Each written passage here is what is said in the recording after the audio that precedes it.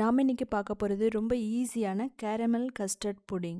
எப்படி வந்து 3 பொருளை வச்சுட்டு நம்ம ஈஸியாக பண்ணலான்னு பார்க்கலாம். ரொம்ப சாஃப்டாக, ரொம்ப ஸ்மூத்தாக, ரொம்ப பர்ஃபெக்டாக இருக்கும். வாயில் வச்சோன்னா கரைஞ்சிடும். அதுக்கு முதல்ல கேரமலுக்கு ஒரு 1/4 கப் சுகர், அதுக்கப்புறம் 3 டேபிள் ஸ்பூன் தண்ணி ஊற்றிக்கலாம். அதுக்கப்புறம் வந்து நம்ம இதை கேரமலைஸ் பண்ண விட்டுறோம். இது கேரமலைஸ் ஆக வரைக்கும் நம்ம மிக்ஸ் பண்ணக்கூடாது. அதுக்கப்புறம் மிக்ஸ் பண்ணிவிட்டு நம்ம சுகர் எல்லாம் மெல்ட் ஆனதுக்கப்புறம் நம்ம இப்போ ஆஃப் பண்ணிடலாம்.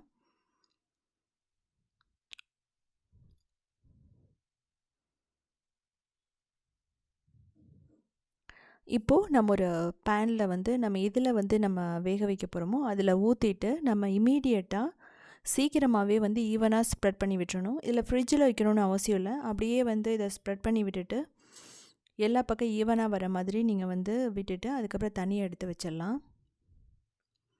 கஸ்டர்டுக்கு 1/2 கப் சுகர், 2 எக்கு போட்டுக்கலாம். இதுக்கப்புறம் வனிலா எசன்ஸ். இதை வந்து 1 நிமிஷத்துக்கு நல்லா மிக்ஸ் பண்ணுங்கள்.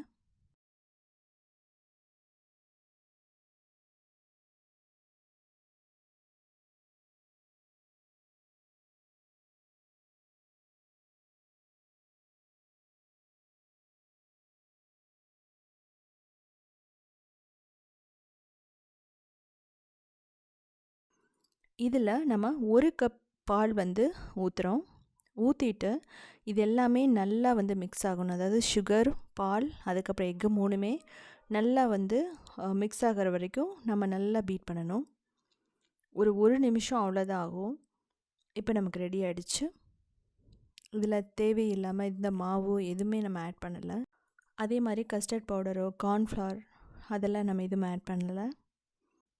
இதுக்கு கண்டென்ஸ்ட் மில்க்கும் தேவையில்லை. ஸோ நமக்கு இப்போ ரெடி ஆகிடுச்சு. இப்போ என்ன பண்ண போகிறோன்னா, நம்ம கேரமல் ஊற்றி வச்சுருக்கிற அந்த டின்னில் நம்ம வந்து இதை வடிகட்டி நம்ம ஊற்ற போகிறோம். அப்போ தான் வந்து கட்டி இல்லாமல் லம்ஸ் இல்லாமல் இருக்கும். இப்போது நம்ம அலுமினியம் ஃபாயிலை வச்சு இதை கவர் பண்ணணும்.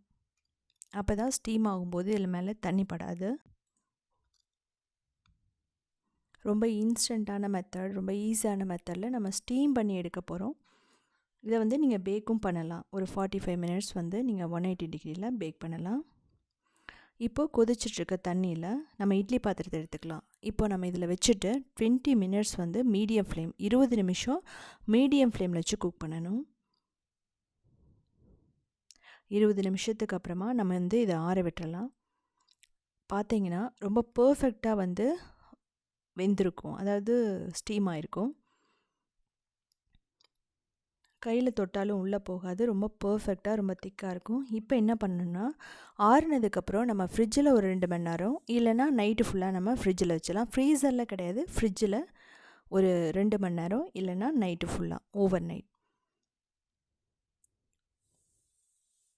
ஓவர் நைட் வச்சதுக்கப்புறம் ரொம்ப பர்ஃபெக்டாக செட் ஆகிடுச்சு. இப்போ அதை டீமோல்ட் பண்ணணுன்னா நீங்கள் என்ன பண்ணால் லைட்டாக வந்து அதை தட்டினா போதும். அப்போ இது ஈஸியாக டீமோல்ட் ஆகிடும். வேறு எதுலேயும் வந்து நம்ம சுடு தண்ணியில் அதிலெல்லாம் வைக்கணும்னு அவசியம் இல்லை. இப்போ பார்த்தீங்கன்னா தட்டுனோடனே கேரமல் வந்துடுச்சு, சைடும் வந்து நல்லா ஓப்பன் ஆகிடுச்சு. இப்போது நம்ம அப்படியே ஒரு பிளேட்டில் வந்து வச்சு நம்ம எடுத்துடலாம்.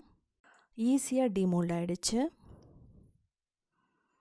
ஸோ ரொம்ப ஸ்மூத்தாக, ரொம்ப டேஸ்ட்டாக, அதாவது ஸ்டிக்கியே இருக்காது, நான் ஸ்டிக்கியாக, ரொம்ப பர்ஃபெக்டான ஷேப்பில், பர்ஃபெக்டான கன்சிஸ்டன்சியில் நமக்கு கேரமல் கஸ்டர்ட் புடிங் ரெடி ஆகிடுச்சு.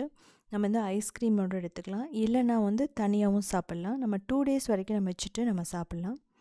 அதனோட கன்சிஸ்டன்சி பார்த்திங்கன்னா தெரியும், உடையாமல் தண்ணி மாதிரி இல்லாமல் பர்ஃபெக்டாக இருக்குது. ஸோ நீங்கள் இதை செஞ்சு பாருங்கள். பார்த்துட்டு எப்படி இருந்துச்சுன்னு சொல்லிவிட்டு கமெண்ட் பண்ணுங்கள்.